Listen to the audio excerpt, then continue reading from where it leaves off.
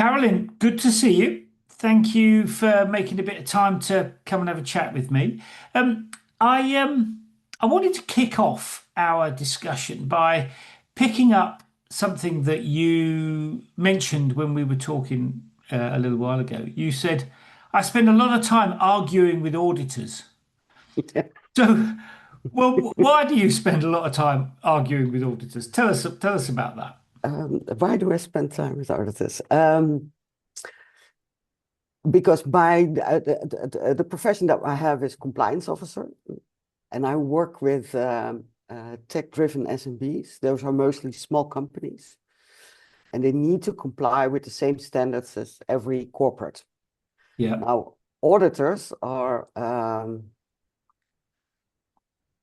most of them, some years, some decades already auditors, worked most of their time in corporate settings. mhm. They like to work in corporate settings. And they don't understand small businesses. No, no. So when we try to explain how we implemented those requirements, considering the stage and phase of this company, it's something that they do not understand. Yeah. And then they take the requirements and they say, but article blah blah blah, Annex A dot 8.2 says. And then you tell them that, yeah, that's how you interpret it, but you can interpret it in a different way, and then Yeah. it works for us. So yeah, there's loads of discussions, and Yeah. it all needs to be done because the reason why they hire us and why they make our customers make use of our platform is because they need that certificate. Yeah. So sometimes it feels very much like a courtroom where you're on one side, there's a prosecutor, and I'm the advocate with this company on my side that's yeah, needs to tell why they are secure. Yeah. Yeah. And I'm sure you can help them in lots of ways, but it doesn't sound to me like much fun. Why don't It you, I is. mean, you've developed a software platform to help with this. I mean, Yeah. tell us about the software platform. I mean, how does it help with that problem? With that problem fighting with auditors, maybe not so much. That is really something that a professional needs to do. But the platform helps it's almost like a project management tool for Right. compliance. Right. And you collect all the evidence there. It reminds you on tasks that you need to do. It has built in an agenda. It's a really compliance and operations. And as long as you follow Yeah. the agenda, you keep yourself compliant. Yeah. And when you have an audit and we are not there and you're doing it yourself, there is this audit view, like for every requirement where we assign, it's like, this is the evidence, this is how they do it. And it keeps, it's almost like the best cheat sheet, I always say, for during an audit. And the audit is the most stressful time for customers, I noticed. So that's where the platform works for our clients. But to be honest, I used to thought like if I have the platform and a kind of a wiki or a knowledge base, people can do it themselves. Mhm. But compliance officer and doing all the nitty-gritty compliance administration and privacy tasks, yeah, it still is a operational and administration burden. And Yeah. what I've done is build in as much as possible automations and easy to copy and to remind and to have the evidence in place. It's yeah, the project management tool for compliance officers. Okay. And what sort of industries or what sort of sectors is this kind of compliance really significant for? I mean, where would you which are the main sectors that you're in? I would say, well, we work for tech-driven SMBs, and that can be scale-ups, sometimes well-funded startups can do it as well. They can start at least by implementing the industry standards. They are spread over Europe. They are spread over industries, Mhm. but most likely is it the industries that have the highest standards of compliance, and that is like healthcare, fintech, because you cannot do without compliance. You cannot even start your business as compliance. You cannot have one customer without having something in place. But also smart tech, automotive, Internet of Things. We do have customers that have data centers, small Oh, data wow. centers that are Okay. Yeah. that they set up themselves. You see this trend nowadays that in Europe, small server parks where you rent server space instead of in the States, and via American-owned cloud Yeah. servers, Yeah. it's Yeah. much more demanded now. So even those what smaller sized cloud server, yeah, we have them also as customer. I think we can serve any industry. There is only one rule that we have. You need to take it seriously. Yeah. Yeah. If you think that compliance is a checkbox or just I need a platform and I integrate everything in that platform and I'm compliant, if you think that, you probably should go to a competitor. But if you believe that you want to build a security culture and you want to understand what is important for your privacy, security, and AI, because at the end, that's what you need to do. If you face the auditor, you need to tell them a compliance story. Yeah. And let me ask you about an example. So let's take healthcare as a for instance, because I can see why there's a lot of compliance stuff there. I mean, Yeah, we use the term compliance in a very general way. At a specific level, what sort of things would a health tech company be required to comply with? I mean, just illustrate that for people that perhaps aren't yeah. in that world. Well, now you picked the most difficult industry at the start. Am I sorry?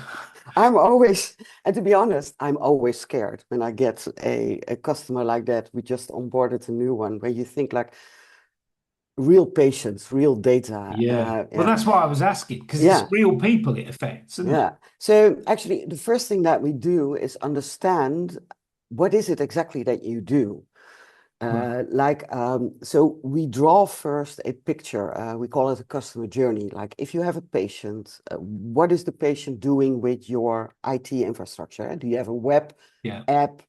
Or, for instance, we have customers with, they have products for surgeons where they put these VR glasses on. Yeah. And they can connect it with medical devices in the operating room, but they also have a platform so that other doctors in other regions and countries can have the look at the same operation. Now, so what we do, we draw then this picture, like you have this glass, and then you have this, and then you have that, and you have the platform, and you have the API, and then you have sign. And then you draw this picture, like how does these data flows? And then the next thing that you need to do, is it personal data, health data? Okay, then we have GDPR with specific requirements. So how do you protect them? So actually we guide them through their own process and they start telling, and by just telling, you can build already the policies because they're saying what it is that they do, and then we can check, is that enough? Or do you need a little bit more Yeah. security or privacy measures? So what we actually do is we let them tell how their business and the product and or service is. We draw it, and then and it's always that drawing is on one picture. We call it the X-ray. And that picture, that's so ideal. That's why you can serve so many customers, because if you see the picture, then you see exactly there are the risks. This is what they need to be. Oh, this policy is for that. Oh, you need extra controls here. So I think what we do is we visualize your infrastructure so that everybody knows, because I'm also not a qualified security ops that knows Amazon, Azure, the whole bang. But I know that such an environment needs certain requirements. And just by listening to the security officer, I know, okay, correct, correct, correct. This is missing, this is missing. Mm. And what we like most is working with these tech companies is that they have already so much in place. Yeah. It's just the nitty-gritty stuff, like how do you say it? How do you tell it? Which document do you need there? And yeah, and what we do is not a document too much because we hate documents because people do not read anymore. But otherwise, the auditor will say, you haven't documented it. They have this rule. It's really funny. I've learned loads of stuff from auditors as well. And there Yeah. was the first auditor that told me, he said like, uh, uh, the first norm, this the security, information security norm that you have, that is your license to operate. Because Mm. if you cannot comply with those basic rules, what kind of tech business are you? Yeah. Yeah. And if you So, don't have evidence, it didn't happen. So that's wrong. yeah. I mean, it sounds to Yeah. me like the process of working through that actually is a very good discipline for companies to make sure that they understand everything that they need to do and that they're Yeah. absolutely clear that it's done for people. It's to be honest, Paul, nobody loves compliance. I know, because Mm. everybody thinks these are these checklists and but after the first session that we have, that X-ray session, they already start seeing the value of it. Yeah. Like I didn't know. Okay, didn't we have passwords on that or that? It's understanding your own business, and it's never dull because we are talking about their business, their customers, and Yeah. their product. Yeah. Yeah. So, okay. So let's talk about how you built this business. So Yeah. you decided that you're going to solve this problem. What happened then? Um, yeah, my first customer, I didn't have the platform yet. It was a startup with 3 people Right. wanting to have that. Oh, that's what I can say. I will not say what kind of company it is, but they wanted to sign up with Johnson and Johnson, 220,000 people globally. Yeah. And so they needed to have that something in place. So I started working at the same time with those corporate compliance people. They were asking loads of questions. Now, on the other hand, we were working on the first certification the basic certification of ISO 27001 Information Security Management System. Um, and we passed. They got certified and they got the contract. So I thought like, okay, I can do it because I was not a compliance expert at that time. And then I understood like, okay, this is compliance. You need to pass a test of external people telling you that this is okay. Well, I did it once and it took me some time. And then another company came to me that was a referral from this company, also in the medical industry. And they said, I want the same thing. Right. And I didn't like the compliance, but I do love a compliance challenge. And at the same time, what Yeah. I'm doing for myself always is, okay, if I do it the second time, can it be more efficient? So it doesn't take me loads of time. So I built my own MVP in Trello. Mhm. I could do that. Oh, okay. Now let's go for another challenge. Can I do another customer? Then I thought like, okay, it still can be, but now I need, if I get more customers, if I want to get more customers, because that's also what you can do is just serve a few customers Mm. and spend little time. But I thought, I don't want to do that the rest of my life. I want to serve loads of customers or teach other people to do it. And then I thought, I need an investor and I need to build a platform that can make my work efficient and effective. Mhm. So what is it that I need to do? And because I had the Trello, it's like an MPV. Yeah, I know about Trello. Yeah, I understand Yeah, how that could work. and it's very visual. And then you have cards and you pick them and you move it around, and then just by doing that exercise several times, I was thinking like, oh, but I'm doing things completely different from other auditors and consultants, Right. because people always start with the rules and regulations and that long list. And I thought that's not fun. But if you start first with that X-ray and then connect Mm. everything to that X-ray, then you make it at least a little bit more fun. Yeah. So that's why I built that platform. Um, and then I needed marketing to get customers, and then I needed more people who can work with customers. Yeah, And and then it sounds like actually, although compliance is probably not seen as the most exciting area, I mean, it sounds like you were having quite a good time getting it up and running. Is that fair? yeah, but GDPR is everything. Is the reason why compliance is. Yeah, we hate legislation. I know we do, but it is because we have GDPR that big tech is not completely taking over everything in the world. Yeah.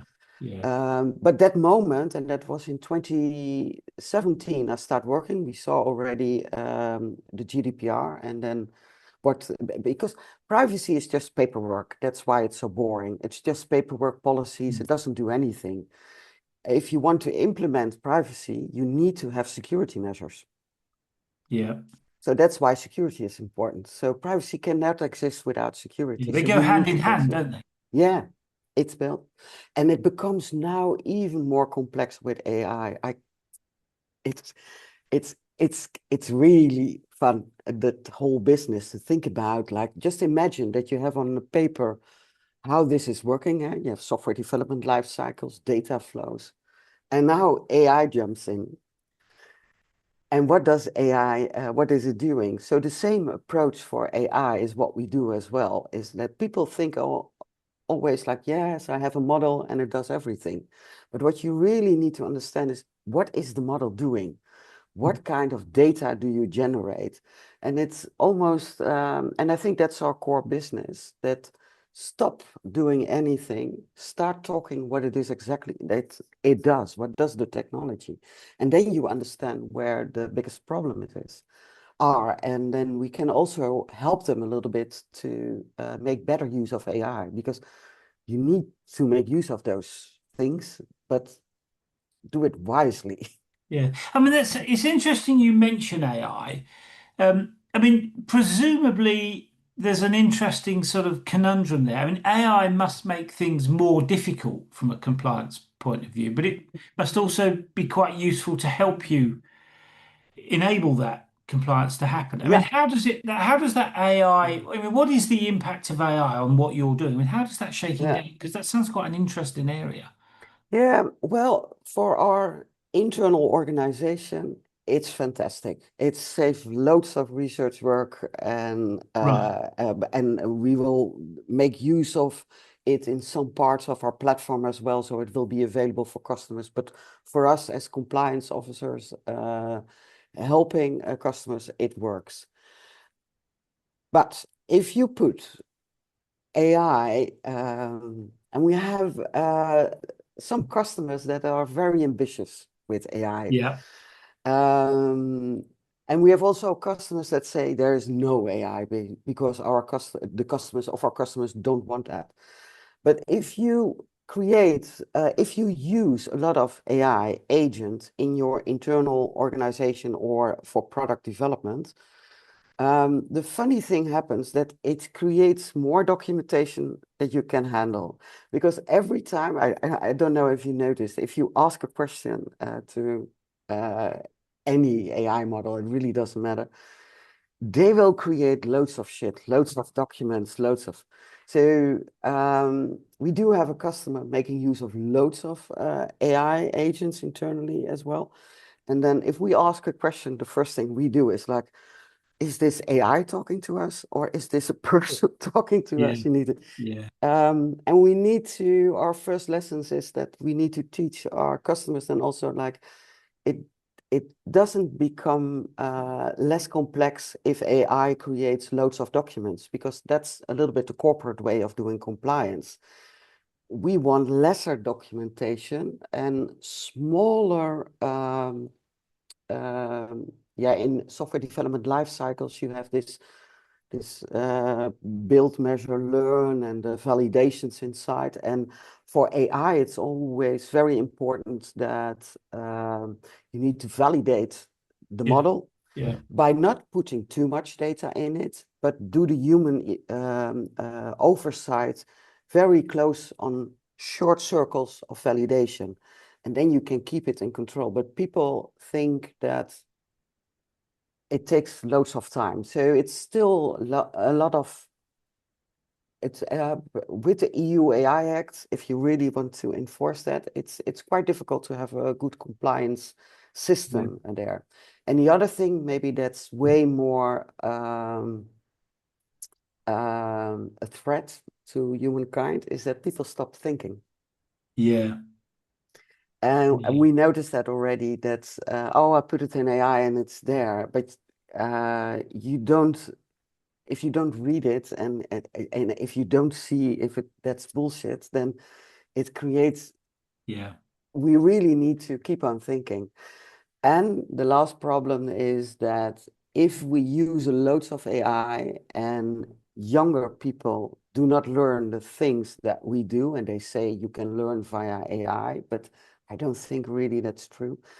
You first need to do the nitty-gritty thing before you can say we can make it easier and quicker and Yeah. effective. So yes, I do have concerns, but I also believe that it's there, it's It's everywhere. not, I mean, it's not going to go away, is it? One of No. the other interesting things is that if you use publicly available AI, like Gemini or Perplexity, I mean, Yeah. that data is also goes into the cloud, doesn't it? So there are issues about actually asking questions of open models like that, and whether Yeah. what you're talking to them about is kept secure as well. Aren't there some Yeah. issues around that? Yeah. So this year, for the first time, we got these compliance questions about, well, the fun part, of course, is I'm also an SME. So as a CEO, everything my customers experience, I'm experiencing Yeah. as well. So that's always a good start for us to have those conversations with our customers. Is you get these questions like, can I use your data as training data? And then if you dive a little bit in there, and the more documentation is there, the more they have to hide.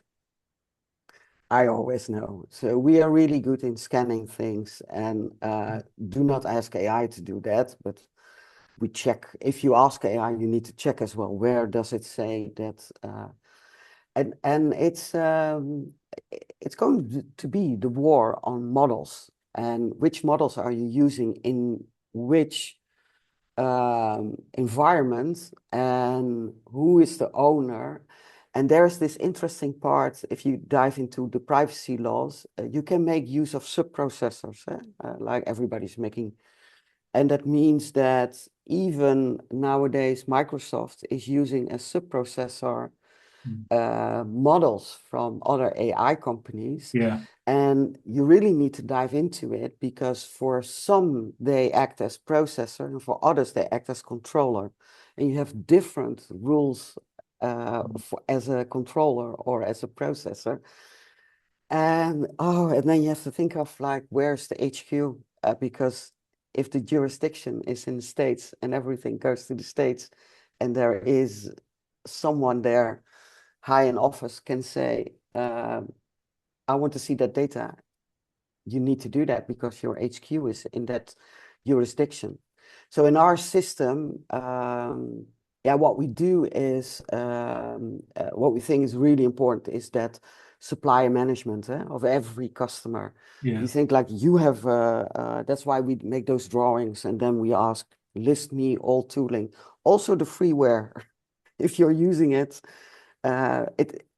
nothing is for free, then the data that you use in that system will be used for something else. So That's right. Yeah. Which is yeah, where one of the risks is, isn't it? yeah, the supplier management. That's also where the new NIS2 regulation in the EU is about.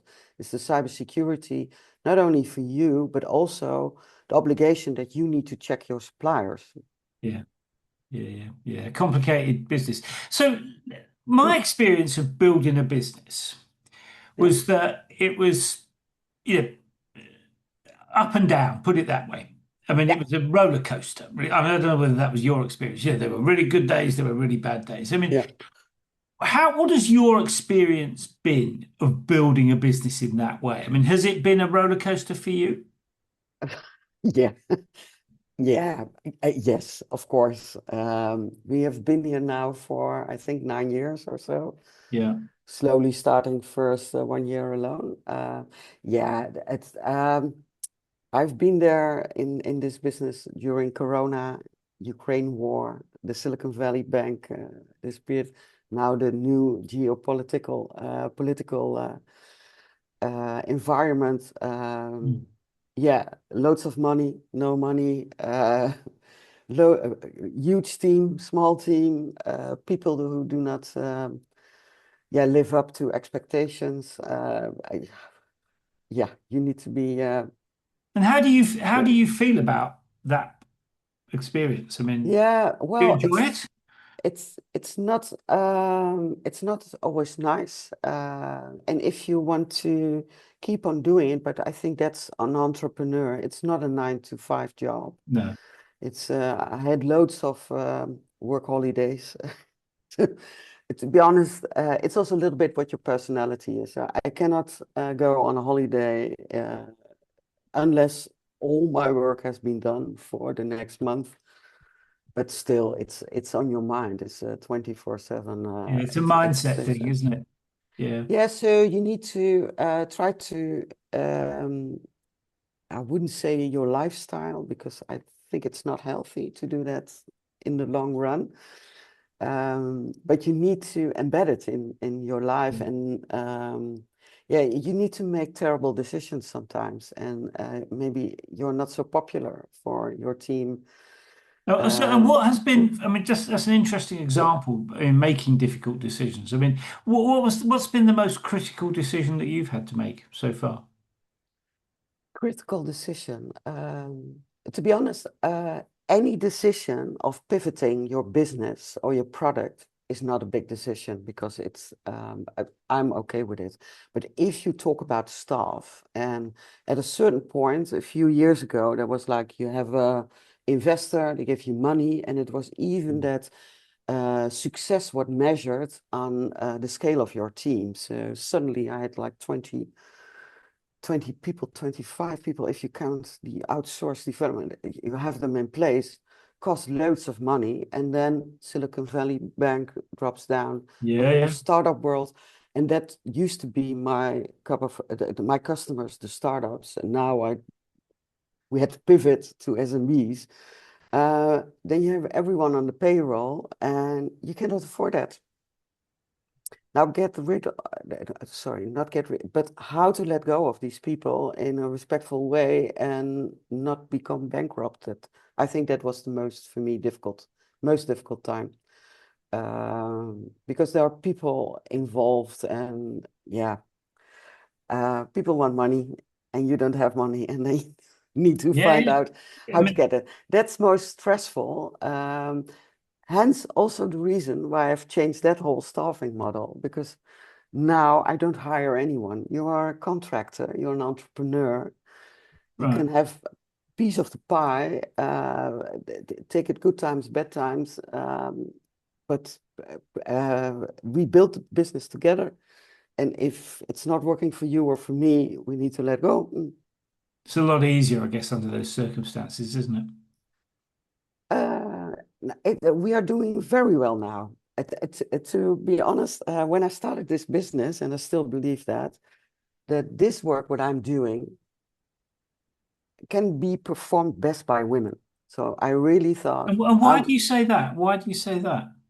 um, because the tech-driven customers are all men, auditors are all men.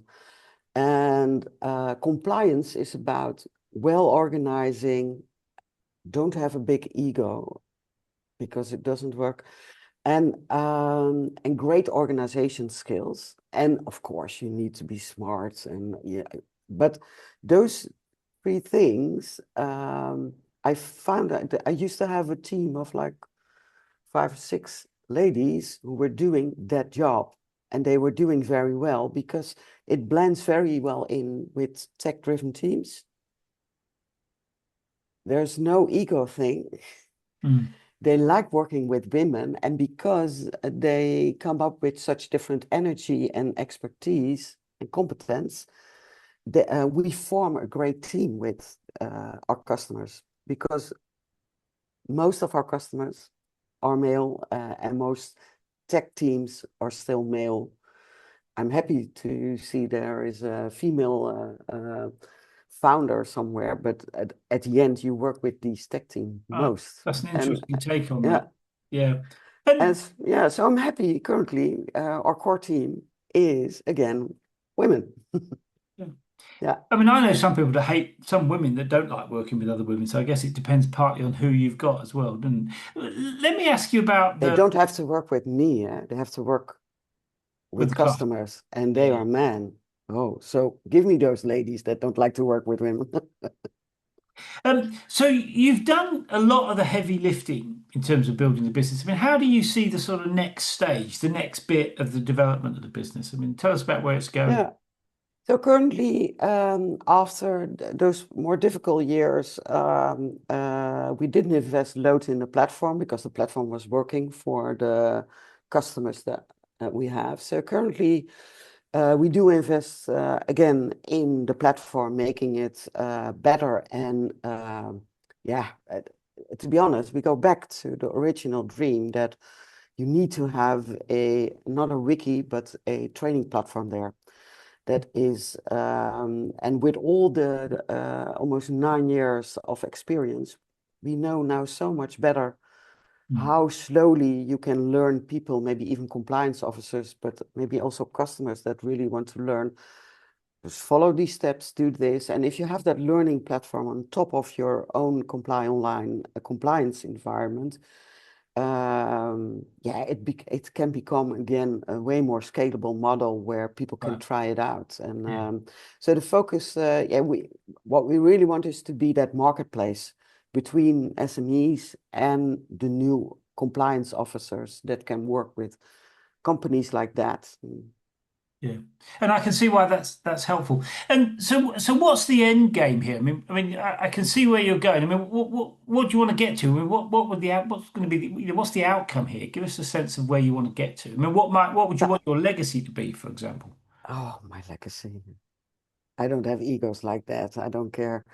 At the end, I think what I've learned in my life that uh, I'm a teacher, I think. I'm a Right. teacher. Okay. And I why do you like, say that? What I mean, when you say you're a teacher, what do you oh, mean by that? I used to study for teacher. I never worked to be a teacher. And now at the end, this is what I really like to do, thinking of how can you learn things, but maybe in a different way than we used to learn. Yeah. Now, how can you learn online? And yeah, and also a little bit about I used to also be more of a consultant in the organizational design and personal development. And then at a certain point, I was thinking like, oh, it's almost like a luxury commodity to have the time to think of people. Mm. And I don't like to be managed. So keep away those coaches and things. What we really need to focus in on is how to organize security and data Mm.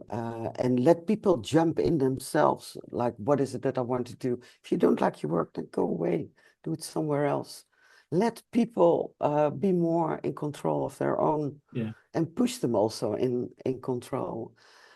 That's why I believe that whole employee thing and like protect employees. If if you can find a place where people yeah, do what they're good at. Give everyone a basic income. Yeah, that's my thing. Then let's not push too. Yeah, I think it's a way better world. Yeah, yeah. I mean, giving people a bit of autonomy seems to me to be a good idea. Yeah. And why did you want to become a CEO? No, I didn't want to. I don't even like I've worked, I think, about 10 years in the startup community, so I know that every startup needed a CEO, CTO, CMO, CEO, whatever. It's for what? It's like yeah, chief of what? But Chief Everything Officer was my experience. yeah, yeah. Um, Yeah, but the only thing that I like about that part is that you can guide a little bit, like where the vision, like where does the platform need to go? When do we need to Mm. pivot? What kind of decisions do you need to make? But I call myself lean compliance designer, because that's the work that I like to do. Right. I don't like compliance, but give me a compliance challenge. Yeah. Yeah. No, I understand that. Yeah. And just to pick up that point, I mean, where would you say your main focus is? Is it on the product? Is it on the balance sheet? Is it on the culture of your business? I mean, where would you say your main focus? Yeah. Well, uh, I have a business partner. I Right. started this my own, and it was difficult to find, and it's difficult to do it really on your own. So also one of the difficult things in the past year is finding a good partner that can work Mm. with you because you cannot do it alone. So I found her. She has been working now for many years, and luckily she also wants to take up that responsibility. So I consider her as a co-owner. So we divide a little bit, or into, well, we teach our customers also, like you have business and product, and we both yearly say like this is this is the ambition for this year. We spend a week to think about it and to tell. And then she is doing more the operational on the product, me more on the business, marketing, Right. sales. We both have customers because if you are not with your feet in the ground, you do not know what Yeah. everyone wants. And then all the yeah, nitty-gritty thing, the office things we divide. Right. She can do the things that I don't like, Yeah. and And she what would knows. you say is the most difficult bit of being the CEO? Most difficult. Yeah, is for me, it's always be good in control of the finance part. I think that's Right. for me always a little Keeping bit track of the difficult. balance sheet. Yeah, that's not my core thing, but you have to Yeah. be. And luckily, we have an investor that has been taking over that part for many years. But that's, of course, that's not sustainable. You need to do it yourself and make a good connection there. And that's something that I'm really happy with that my business partner like to do, the whole financial stuff. So we do it together, but she has way better insight. And I Yeah. can think maybe, yeah, you need to think of what it is that you like, and the other things you need Yeah. to delegate, but keep a little bit control. Yeah, I mean, I think it's always good to focus on the stuff you enjoy because you're more motivated, it seems to me. Let me ask you about that. You know, it's t building a business. I mean, we just talked about that. There's a lot of ups and downs. I mean, it's a difficult game, and I mean, that it requires a lot of commitment to build a business. I mean, where does that commitment come from with you? I mean, Um, I think it has to be inside yourself. Like you like to work hard, because if you don't like to work hard, you will never yeah, you succeed. don't want to If build a business. No, that's right, because it's if tough, isn't it? yeah, if you Yeah. think that you can, yeah, the 9 to 5 mentality doesn't work at all. I never had that mentality. I like to work. I think my work is important also for me. I want to achieve something Mm. with my work, and yeah, it must be meaningful.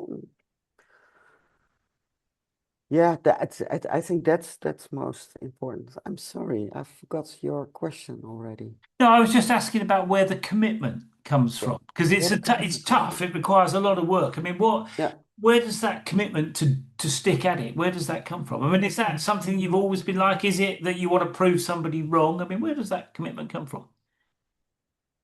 I don't know. No, no. I just like for me, I want to work my whole life. I don't want to stop working at a certain age because I Yeah. think if you do that, yeah, then you will die probably or get sick or something. I think that's belief. So I want to work all my life, maybe not full time, but I want to keep on working. And there was a moment, and I think that's a pivotal moment in my life when I was not involved in tech yet, because I always think like I have a previous life and then a life at a certain point, and that was in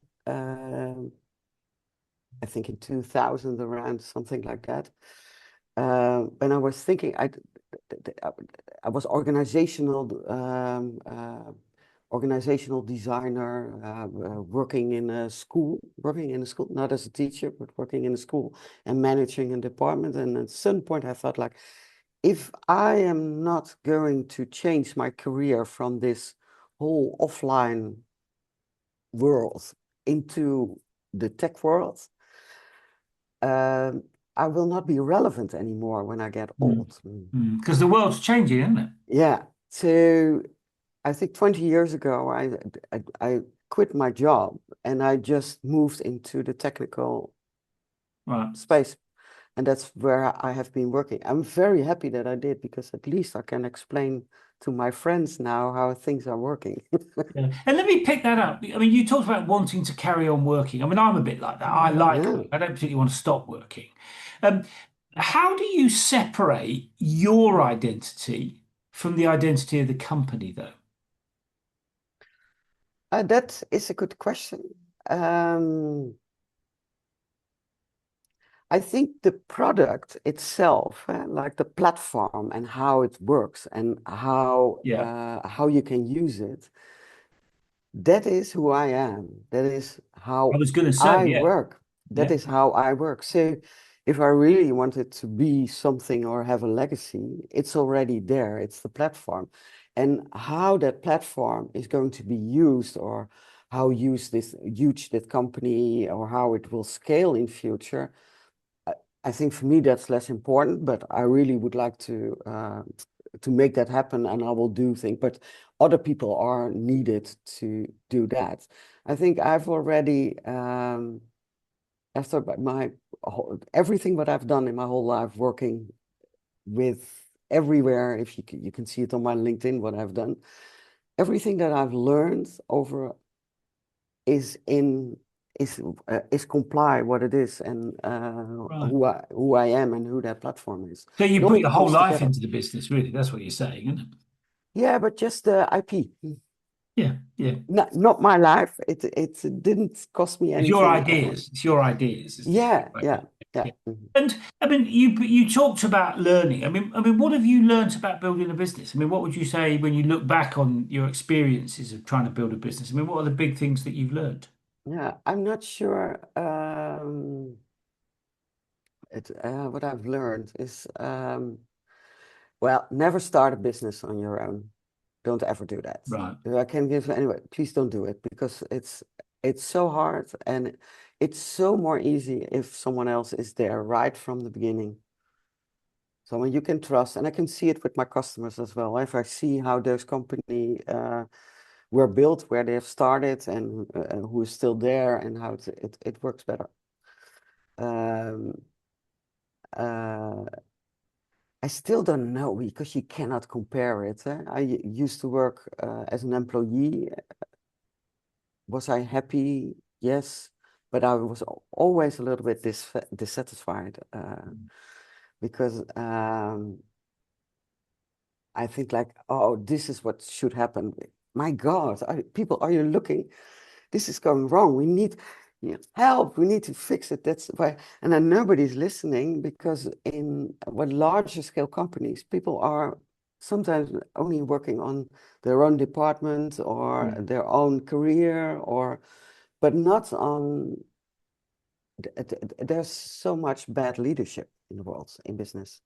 Yeah, no, that's true enough. You see that Yeah. everywhere. Just to pick up the point you just made, you talked about having to fix things that have gone wrong. I mean, what would you say? What have been the big things you've learned from failure? I mean, one of the things about entrepreneurs is that they're in my experience, they're much more open about the fact that things go wrong, and they're much faster to address those problems. Because if you don't, you go bust. I mean, what are the big failures? What big failures have you had, and what have you learned from those sorts of things? You have this hire slow, fire fast. That's what Yeah, they say in in terms of the the people, yeah, yeah. I think you need to never let that go. And at a certain point, I let that go. I couldn't right. fire fast, and then yeah,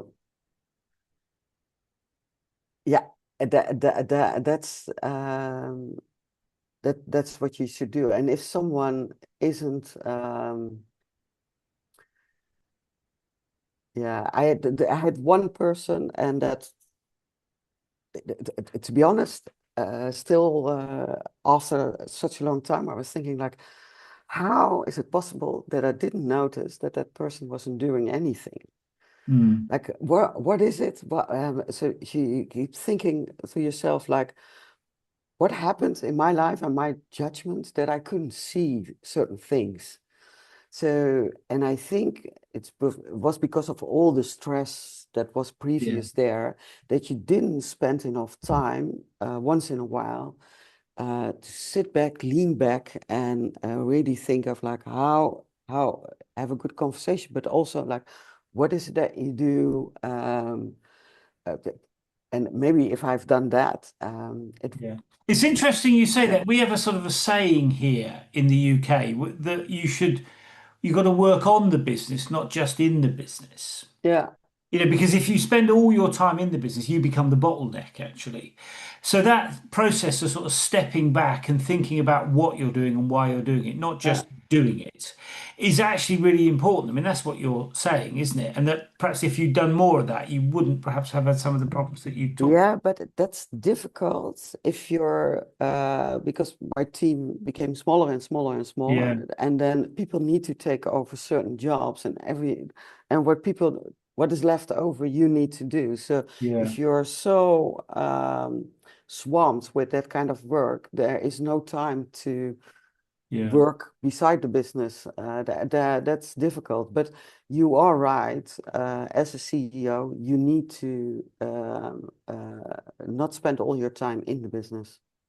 yeah, absolutely. No, that's absolutely right. Yeah. And what do you see as the key to being a successful CEO? I mean, in your experience, what would you say is the thing that has made you successful? What is a successful CEO then? Well, you tell me. Yeah, I don't. Well, I always say like if someone is a good mom or dad, it's not up to the mom or dad.